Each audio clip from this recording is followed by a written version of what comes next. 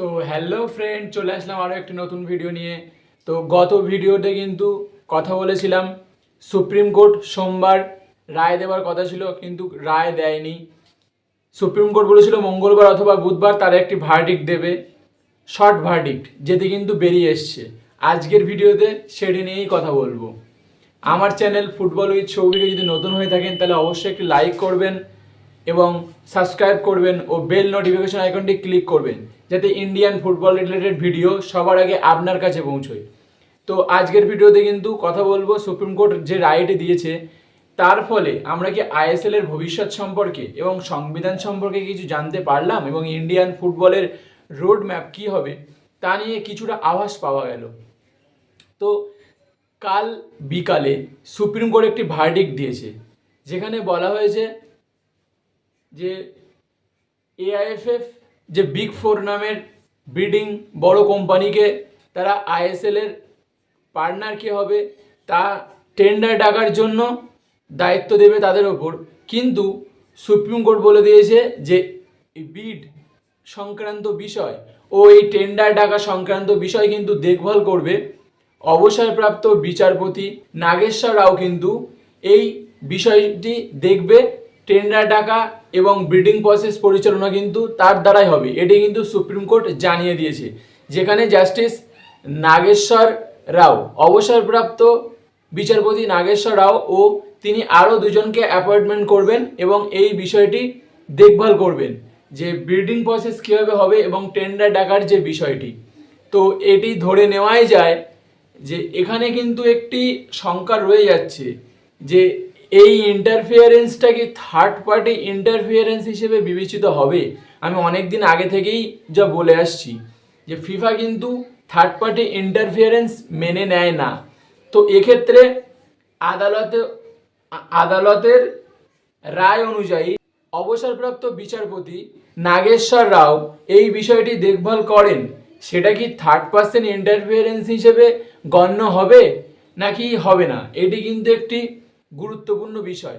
তো এক্ষেত্রে বলে রাখি যে যারা এই বিষয়টি দেখছেন এবং যারা বিচারপতি তারা কিন্তু আমাদের থেকে আইন সংক্রান্ত বিষয়গুলো অনেক বেশি জানেন। আগে যে ফিফা ইন্ডিয়াকে ব্যান করেছিল সেই কারণগুলো তারা খতিয়ে দেখে নিশ্চয়ই তারা এমন কিছু করবে না যে ফিফা আবার ইন্ডিয়াকে ব্যান করে দেয়। কারণ আইন যখন তৈরি হয় তার লুপ হোলগুলোও কিন্তু আইনজীবীরা জানে। সো এক্ষেত্রে বলা যায় সুপ্রিম কোর্ট যে অবসরপ্রাপ্ত বিচারপতি নাগেশ্বর রাওকে এই বিষয়টি হ্যান্ড ওভার করার কথা বলেছেন, সেটি হয়তো থার্ড পার্সন ইন্টারফিয়ারেন্স হিসেবে গণ্য হবে না। কারণ সুপ্রিম কোর্ট ও নাগেশ্বর রাও এবং এআইএফএফ, এফএসডিএল এবং যারা এই বিষয়টি দেখছে তারা কিন্তু জানে যে থার্ড পার্সন ইন্টারফিয়ারেন্স হলে কিন্তু ফিফা ব্যান করে দেবে। সো সেই বিষয়টি মাথায় রেখেই কিন্তু তারা এগোচ্ছেন। সুতরাং আমার এক্ষেত্রে মনে হয় না যে এই বিষয়টি থার্ড পার্সন ইন্টারফিয়ারেন্স হিসেবে গণ্য হবে। কারণ যদি তা হতো তাহলে কিন্তু আদালত এই রায় দিত না। কারণ এর আগে আদালতের একটি রায়ে কিন্তু ফিফা ব্যান খেয়েছে, থার্ড পার্সন ইন্টারফিয়ারেন্স হিসেবে গণ্য হয়েছিল তা। কিন্তু সেই একই ভুল সুপ্রিম কোর্ট আর কিন্তু করবে না। সো এক্ষেত্রে একটা দিক থেকে কিন্তু নিশ্চিত যে ফিফা ব্যান ইন্ডিয়া খাবে না। আর কনস্টিটিউশন নিয়ে যদি বলি, এই রায়ে কিন্তু কনস্টিটিউশন সম্পর্কে কিছুই বলা নেই। কনস্টিটিউশন সম্পর্কে জানতে গেলে আমাদেরকে আরও 1 থেকে 2 সপ্তাহ হয়তো ওয়েট করতে হতে পারে, সেটি আমি জানিয়ে দেবো আমার ভিডিওর মাধ্যমে। হয়তো তার আগেও সুপ্রিম কোর্ট কনস্টিটিউশন সংক্রান্ত বিষয়টি জানিয়ে দিতে পারে। কারণ সুপ্রিম কোর্ট গত সোমবার যখন সরকার পক্ষকে জিজ্ঞাসা করেছিল যে স্পোর্টস বিল কবে আলটিমেটলি পেশ করা হবে, সরকার পক্ষের যিনি ছিলেন তিনি বলেছিলেন যে 1 মাসও লাগতে পারে, 3 মাসও লাগতে পারে, 6 মাসও লাগতে পারে। তো এক্ষেত্রে সুপ্রিম কোর্টের বিচারপতি বলেছিলেন যে না, অতদিন অপেক্ষা করা যাবে না, তার আগেই কিন্তু রায় দিয়ে দেবে সুপ্রিম কোর্ট। তাদের কাছে একটি খসড়া অলরেডি প্রস্তুত আছে। আর এআইএফএফ এর কনস্টিটিউশন সম্পর্কে কিন্তু স্পোর্টস বিলে খুবই কম জিনিস কারেকশন করার থাকে, কারণ বেশিরভাগটাই থাকে ফিফা ও এএফসির কনস্টিটিউশন মেনে।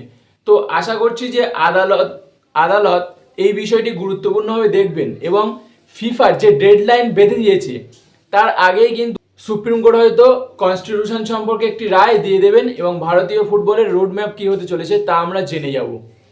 এক্ষেত্রে বলে রাখি যে কনস্টিটিউশনটা সব থেকে গুরুত্বপূর্ণ হলেও সুপ্রিম কোর্ট সবার আগে এফএসডিএল এর যে এমআরএ চুক্তি ও এআইএফএফ আর আইএসএল কে চালাবে এই বিডিং সংক্রান্ত প্রসেসটার দিকে আগে নজর দিয়েছে, যাতে করে ফুটবলটা শুরু হয়। কারণ কনস্টিটিউশন 2 সপ্তাহ 1 সপ্তাহ পরে গিয়েও 30শে অক্টোবরের মধ্যে কনস্টিটিউশনটা করে নেওয়া যাবে, কিন্তু বর্তমানে সুপ্রিম কোর্ট নজর দিয়েছে যে খেলাটা কীভাবে তাড়াতাড়ি শুরু হয়।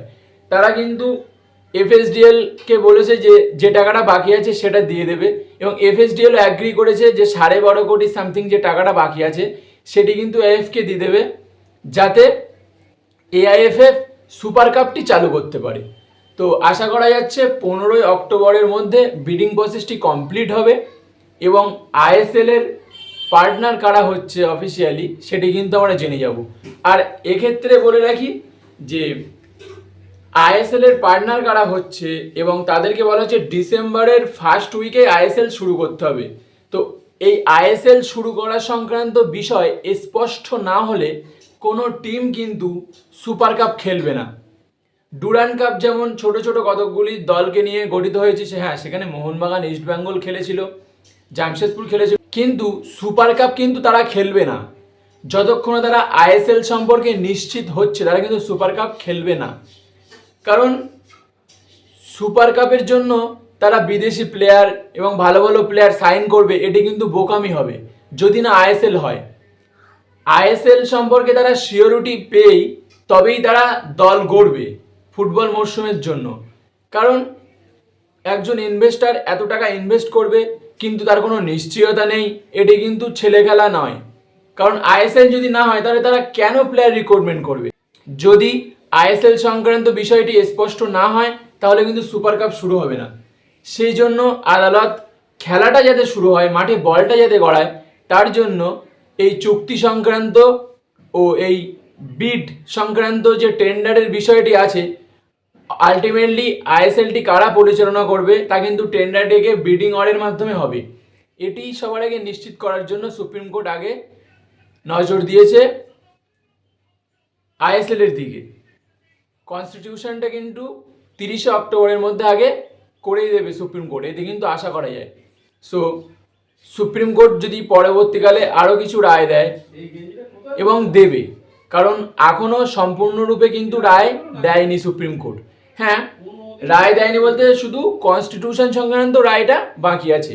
আর আইএসএল এর যে টেন্ডার ডেকে বিডিং সংক্রান্ত এই বিষয়টি কিন্তু কিছুটা আমরা বুঝে গেছি যে 15ই অক্টোবরের মধ্যে অবসরপ্রাপ্ত বিচারপতি নাগেশ্বর রাওয়ের অধীনে কিন্তু বিডিং প্রসেসটি চালু হবে এবং আলটিমেটলি জেনে যাব যে আইএসএল কারা পরিচালনা করছে। আর কনস্টিটিউশন সংক্রান্ত রায়টি কিছুদিনের মধ্যে চলে আসবে, যা আসলে আমি আপনাদেরকে জানিয়ে দেবো।